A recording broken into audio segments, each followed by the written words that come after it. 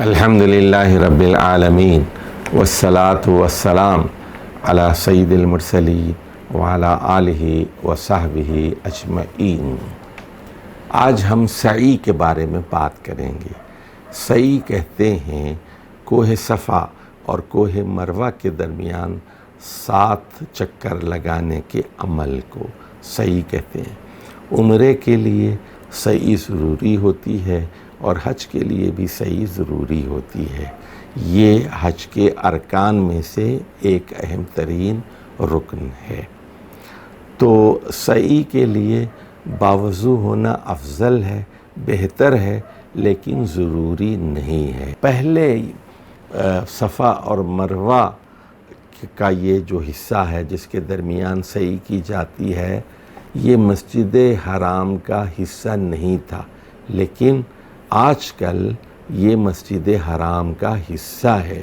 اس لیے اگر خواتین ناپاک ہوں تو انہیں مسجد حرام میں داخل نہیں ہونا چاہیے، اور اگر وہ پاک تھیں اور حرم میں تھیں، مسجد کے اندر موجود تھیں اور حیض شروع ہو جائے تو فوراً ان کو مسجد حرام سے نکل جانا چاہیے اور اپنی رہائش اور اپنی ہوٹل کی طرف چلنا چاہیے۔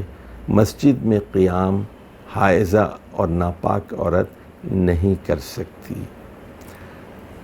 سعی شروع کرنے سے پہلے کوہ صفا پر پہلی پہنچ کر سورہ بقرہ کی آیت نمبر 158 کی تلاوت مسنون ہے۔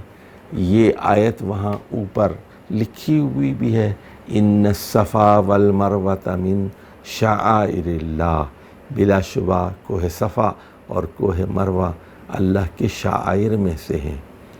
تو فمن حج البیت او اعتمر فلا جناح علیہما ان یطوف بہما، فلا جناح علیہ ان یطوف بہما۔ تو جو شخص عمرہ کرنا چاہتا ہے، حج کرنا چاہتا ہے، اس پر کوئی مضائقہ نہیں ہے کہ وہ ان کے درمیان سعی کرے۔ سعی کا آغاز کوہ صفا سے کرنا چاہیے، اور چونکہ دیکھیے رسول اللہ صلی اللہ علیہ وسلم نے فرمایا کہ میں بھی سعی کا آغاز اسی پہاڑ سے کرنا چاہتا ہوں جس سے اللہ تعالیٰ نے قرآن میں ابتدا کی ہے۔ پہلے فرمایا ان الصفا والمروۃ، پہلے صفا کا ذکر ہوا پھر مروہ کا، تو صفا سے آغاز کرنا چاہیے۔ خانہ کعبہ کی طرف منہ کر کے 3 مرتبہ آپ اللہ اکبر کہیں گے اور وہاں رک کر دعا کی جا سکتی ہے۔ اب صفا سے جب آپ مروہ کی طرف بڑھیں گے تو درمیان میں 2 سبز ستون ملیں گے جنہیں میلین اخضرین کہتے ہیں، میلین اخضرین کہتے ہیں۔ یہاں مردوں کو تیز تیز چلنا چاہیے، عورتوں کو نہیں۔ صفا اور مروہ کے درمیان سعی کے دوران میں کثرت سے اللہ کو یاد کیا جائے۔ سبحان اللہ، الحمدللہ، اللہ اکبر، لا الہ الا اللہ، استغفر اللہ، رسول اللہ صلی اللہ علیہ وسلم پر درود و سلام، لا حول ولا قوت الا باللہ، اللہم اجرنی من النار، اپنے لیے اور والدین کے لیے اور پوری امت کے لیے دعائیں کی جا سکتی ہیں۔ تو یہ چونکہ ایک عبادت ہے اور عبادت میں اللہ تعالیٰ کی طرف توجہ ایک مطلوب چیز ہے۔ اگر سعی کے دوران اذان ہو جائے اور فرض نماز قائم ہو جائے تو سعی کو اسی جگہ روک کر وہیں آپ صف باندھ لیجئے، اور نماز کے اختتام کے بعد پھر اسی جگہ سے سعی شروع کر دیجئے۔ اگر سعی میں آپ کو شک ہو جائے یا طواف میں شک ہو جائے کہ آپ نے 5 مرتبہ کیا ہے یا 4 مرتبہ، تو پھر آپ کم سے کم جو یقین ہے آپ کو اس پر اپنی بنیاد رکھیے۔ اور سعی کی تکمیل کے بعد جب آپ 7 چکر ختم کر لیتے ہیں اور کوہ صفا پر پہنچتے ہیں تو آپ اپنا سر منڈواتے ہیں یا ہیئر کٹ کرواتے ہیں، تو اس طرح آپ کی صحیح مکمل ہو جاتی ہے۔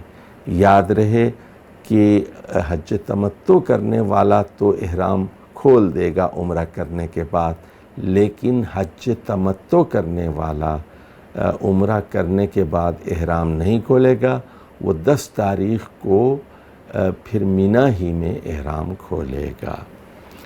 اور یہ بھی معلوم ہونا چاہیے کہ جس طرح طواف کے ہر چکر کے لیے کوئی مخصوص دعا نہیں ہے، اسی طرح سعی کے لیے بھی کوئی مخصوص دعا نہیں ہے۔ اب ذرا خلاصہ سن لیجئے کہ سعی کی شرائط کیا ہیں۔ تو طواف کے بعد سعی کی جائے گی، طواف سے پہلے سعی نہیں کی جا سکتی۔ ترتیب یہی ہے کہ کوہ صفا سے آپ آغاز کریں گے اور کوہ مروہ پر آپ اختتام کریں گے، اور 7 چکر پورے کرنا ضروری ہے۔ یہ سعی کی شرائط ہے۔ سنتیں کیا ہیں؟ سعی کے لیے آپ باب صفا کی طرف سے داخل ہوں گے اور صفا پہاڑ پر پہنچیں گے۔ سعی کے لیے بہتر ہے کہ آپ باوضو ہوں، یہی سنت ہے، لیکن ضروری نہیں ہے۔ اور سعی کو مسلسل کرنا چاہیے، قسطوں میں نہیں کی جا سکتی، الا یہ کہ فرض نماز کے لیے وقفہ ہو جائے۔ اور صفا اور مروہ کے پہاڑوں پر اوپر جتنا آپ جا سکتے ہیں وہاں تک پہنچنا مسنون ہے، اور وہاں جا کر دعا کرنا مسنون ہے، اور وہاں دعا بھی کی جا سکتی ہے اور اللہ تعالیٰ کا ذکر بھی۔ میلین اخدرین کے درمیان مردوں کے لیے دوڑنا بھی سنت ہے۔ اس پورے عمل میں اللہ کی یاد، اللہ کا ذکر مطلوب اور مقصود ہے۔ یہ ایک عبادت ہے۔ اللہ تعالی ہمیں بہتر سے بہتر طریقے سے اور نبی کریم صلی اللہ علیہ وسلم کی محبت کے ساتھ اور آپ کی پیروی میں یہ عبادت کرنے کی توفیق عطا فرمائے۔ والسلام علیکم ورحمۃ اللہ وبرکاتہ۔